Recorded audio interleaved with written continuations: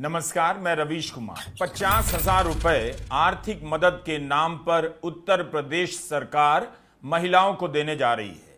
इसकी आधिकारिक घोषणा नहीं हुई है, मगर यह खबर अब कई जगहों पर छप चुकी है कि यूपी की महिलाओं को पहली किस्त में ही 20,000 रुपए दिए जाएंगे और उसके बाद 10-10 हजार की 3 किस्तें दी जाएंगी। यूपी सरकार की तरफ से इन खबरों का कोई खंडन नहीं किया गया है। महिलाओं के पास इस पैसे को लेकर बिजनेस के क्या प्लान है पता नहीं। सरकार के पास महिलाओं के लिए क्या प्लान है कि वे इस पैसे से बिजनेस कर सकेंगी नहीं पता। आमतौर पर सरकार मुद्रा लोन देकर छोटे व्यापारियों को मदद का दावा करती है।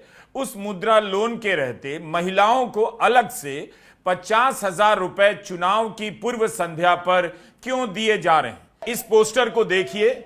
विपक्ष हर दिन संसद में इस तरह के पोस्टर लेकर आता रहा कि चंदा किसने लूटा। समाजवादी पार्टी के सांसदों ने इस मुद्दे को संसद के भीतर तक पहुंचा दिया। कांग्रेस और तृणमूल के सांसद भी नारे लगाते रहे कि चढ़ावा चोर, गद्दी छोड़। प्रियंका गांधी ने कहा, राम मंदिर बनाने के लिए देश की जनता ने चंदा दिया था, उद्घाटन करने प्रधानमंत्री गए तो उन्हीं को इस पर जवाब देना चाहिए। विपक्ष के सांसद कई दिनों से संसद परिसर में एक दान पात्र में चंदा जमा कर रहे थे। उस पैसे का दान दिल्ली के हनुमान मंदिर में कर दिया गया है। मंदिर में चढ़ावा तो जनता का ही था, उसे लूट लिया गया। सरकार के खजाने में भी पैसा जनता का है, अब उसे लुटाने की तैयारी चल रही है। क्या इसीलिए कि अयोध्या को लेकर बीजेपी फंस गई है? 2024 में अयोध्या की सीट हार गई, उसे शर्मिंदा होना पड़ा और 2027 के लिए बीजेपी को लग रहा है मंदिर का मुद्दा इस बार विपक्ष के हाथ में चला जाएगा।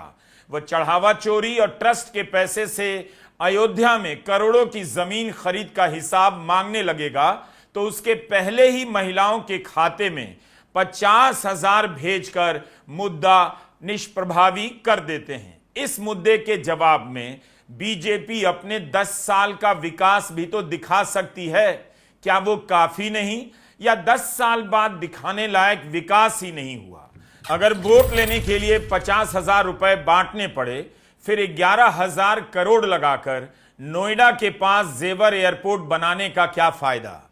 2021 में कुशीनगर इंटरनेशनल एयरपोर्ट का उद्घाटन किया गया।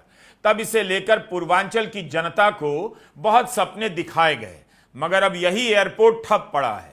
उड़ान योजना के तहत सपना दिखाने के लिए जहां तहां एयरपोर्ट बना दिए गए, जिनमें से कई अब बंद